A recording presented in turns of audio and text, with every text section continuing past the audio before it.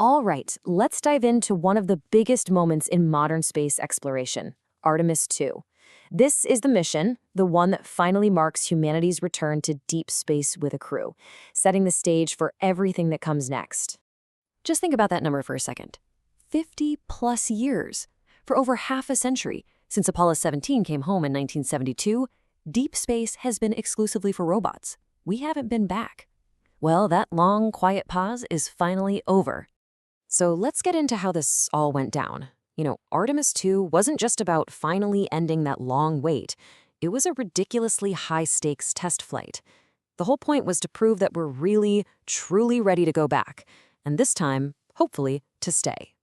But man, just getting off the ground was a heck of a challenge. The mission's whole purpose had to shift way back in 2017. Then the uncrewed test flight, Artemis 1, threw a major curveball when it came back with unexpected heat shield damage, kicking off huge safety reviews. The rocket stacking was delayed until late 2024, and then the first launch attempt gets scrubbed because of these frustrating fuel leaks. This launch wasn't just a single event. It was the climax of years and years of overcoming one problem after another. And this right here, this was the technical problem that was haunting the entire mission. After Artemis 1 got back, engineers saw that its protective heat shield material, the stuff called aviocoat, had burned off and eroded in ways nobody expected.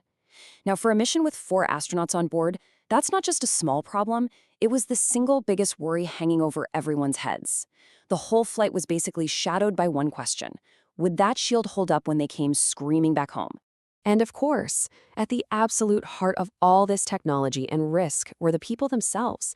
The 4 pioneers and the spaceship they very fittingly named Integrity. And here they are. What an incredible team. You've got NASA's Reed Wiseman in the commander's seat and Victor Glover as the pilot. And joining them are mission specialists Christina Cook from NASA and Jeremy Hansen from the Canadian Space Agency, which really signals this new age of global teamwork in deep space. I mean, this crew made history before their engines even fully ignited. Christina Koch, Victor Glover, and Jeremy Hansen. Each of them broke through old barriers, representing huge firsts for humanity's journey into the cosmos. And as a group, they were the first crew of 4 to ever travel into deep space, a big step up from the 3-person Apollo missions. So let's talk about the flight itself. This was never going to be a simple there and back trip. It was a carefully planned 10-day voyage designed to push the Orion spacecraft and its systems to the absolute limit. It was the ultimate shakedown cruise. The whole mission was basically broken down into 5 key parts. First up, obviously, the incredibly powerful launch. Then, a really crucial 24-hour checkout period in a high Earth orbit to make sure every single system was good to go. After that, the big push, the translunar injection. Then, the main event, the flyby of the moon. And finally, the most critical part of all, that high-speed return and splashdown.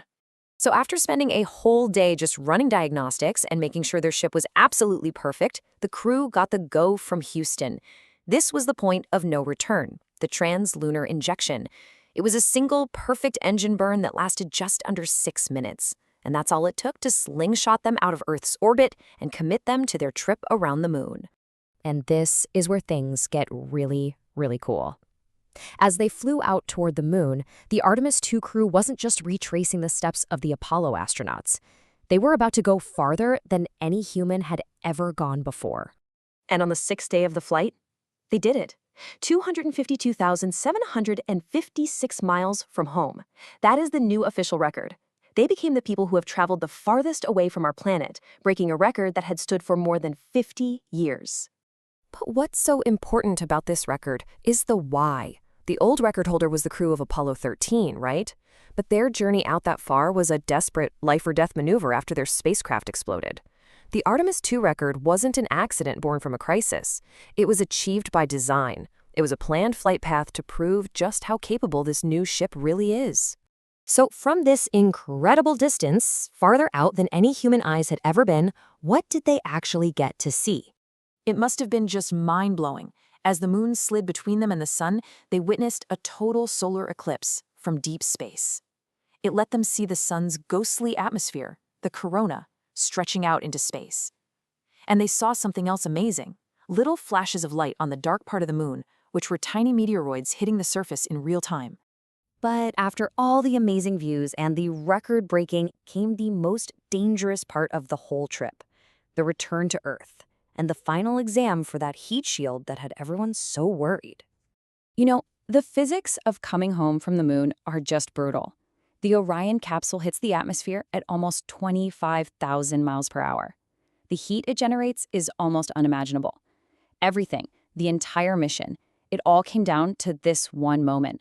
Would the shield hold up? And it did. It worked perfectly. After just over 9 days in space, the Orion capsule integrity splashed down right on target in the Pacific Ocean. The heat shield held, the crew was safe, the mission, recovered by the USS John P. Murtha, was a 100% success. And that really brings us to the whole point of this flight. See, Artemis 2 was never just about flying by the moon. It was the final, full-up dress rehearsal. By proving the rocket, the capsule, the crew, and all the procedures were ready for the real deal, it cleared the path for the next giant leap, Artemis 3. That's the mission that will finally put human boots back on lunar soil. So the success of Artemis 2 answered so many critical questions and retired so much risk. And it leaves all of us with one incredibly exciting thought. After more than 50 years of waiting, are we finally on the verge of seeing people walk on the moon again?